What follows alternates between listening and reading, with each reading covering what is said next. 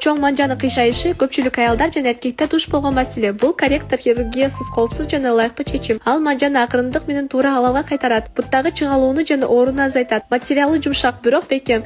Күн сайын 1-2 саат кийсеңиз жетиштүү. Ал эми жыйынтык болгону бир нече жуманын ичинде байкалат. Ден соолугуңузду кечиктирбеңиз. Азыр арзандатуу менен алыңыз. Заказ үчүн магазин баскычын басыңыз. Бир жума бою 50% скидка. Азыр бир аз ушул корректор тууралуу дагы маалымат айтып кетейин. Бул абалдын аты, деформациянын аты майтаман деп аталат.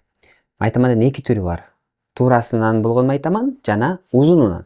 Узунунан болгон майтаман бул жалпайып калган, таман толугу менен жалпайып калган. Бирок туурасынан болгон майтаман бул алды жагы, буттун алды жагындагы болгон майтаман. Ушул деформация туурасы болгон майтамандын бирден бир белгиси.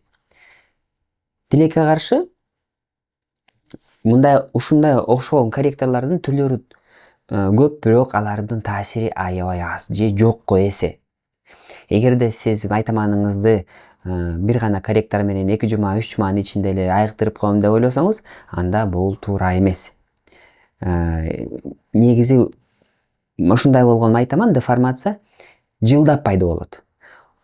Эгерде сиз тар бут кийим кийсеңиз, ошо тар бут кийим менен көп жылдар бою жашасаңыз, негизи ошо тар бут кийимге көнүп калсаңыз, ошо манжалар буттун ичиндеги мондай тар нерсеге көнүп калат дагы, андан кийин ар бир манжанын ортосундагы тутамыштар менен тарамыштар ушул абалга көнүп калат дагы, андан кийин ушул жерде сөөк чыгып калганы көрүнүп калат. Ошондуктан эгерде сиз операциясыз жок, ушул ыкма менен дарылайм деген ойго келсеңиз, анда сиз бул ыкманы жылдап колдонушуңуз керек. Кайра жылдап азыраак бут кийим, ушундай корректорду күнү түнү колдонуп, андан кийин кайра жанагы эле тарамыштар менен тутамыштарды кайра башка абалга алып барышыңыз керек да. Анан көп адамдар жылдап көтөргөнгө даяр эмес.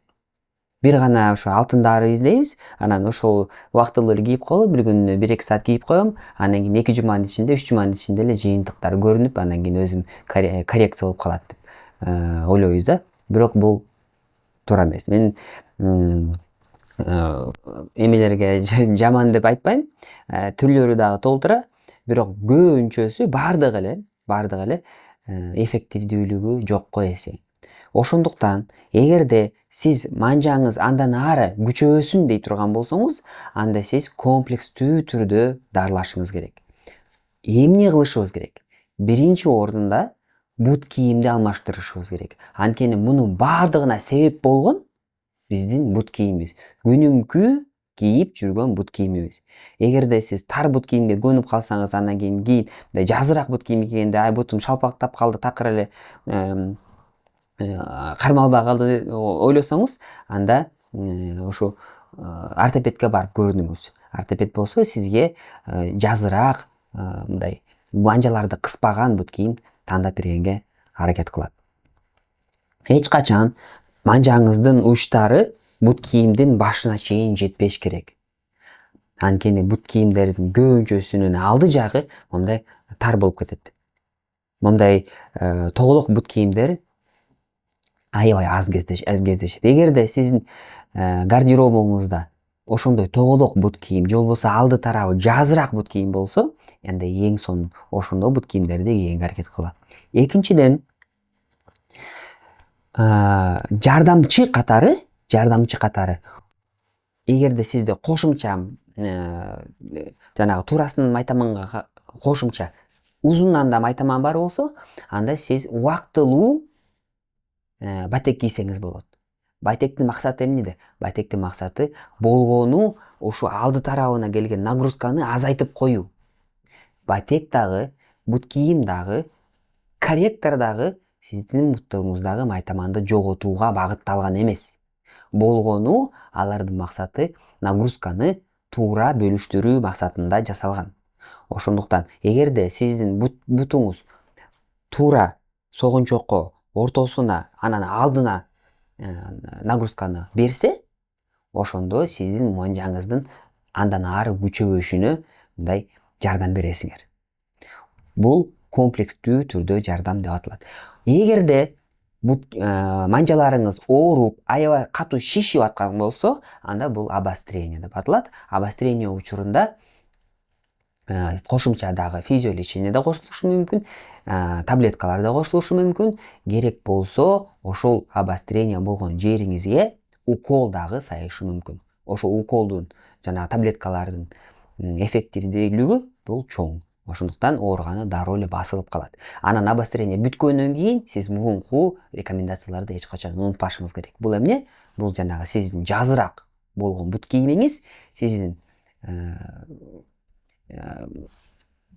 тең салмактуулукту кармаган байтек жана аябай маанилүү, бул бүт баарын айтып келем, жана келечекте дагы айтып кетем.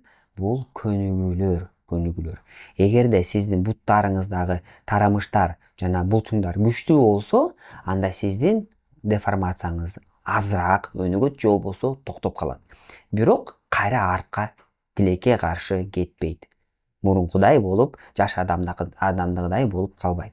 Эгерде сиздин деформацияңыз аябай чоң, анан кошумча мозоль жооруп кетсе, же болбосо оорутуп чыдатпай атса, укталбай атсаңыз, кандай бут кийим кийсеңиз деле оорутуп атса же тандай албай атсаңыз, анда бул операциянын уже убагы келгенин белгиси.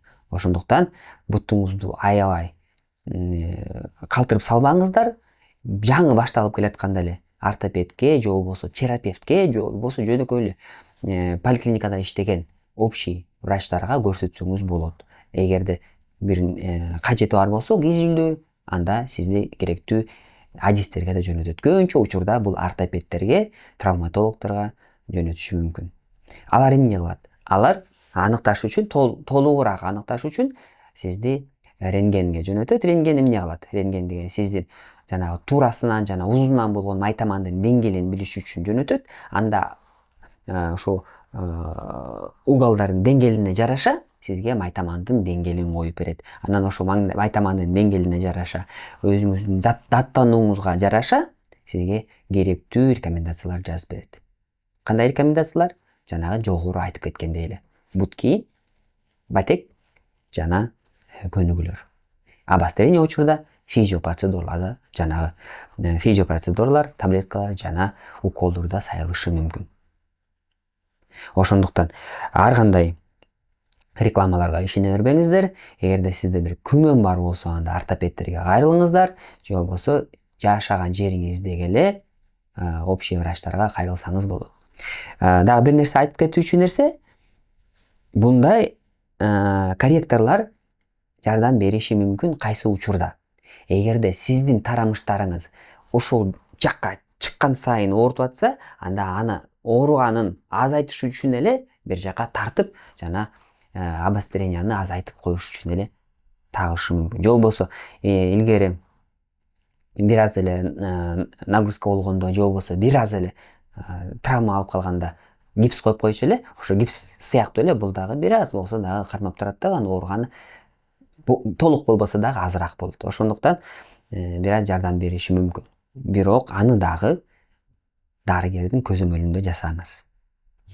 Чоң рахмат.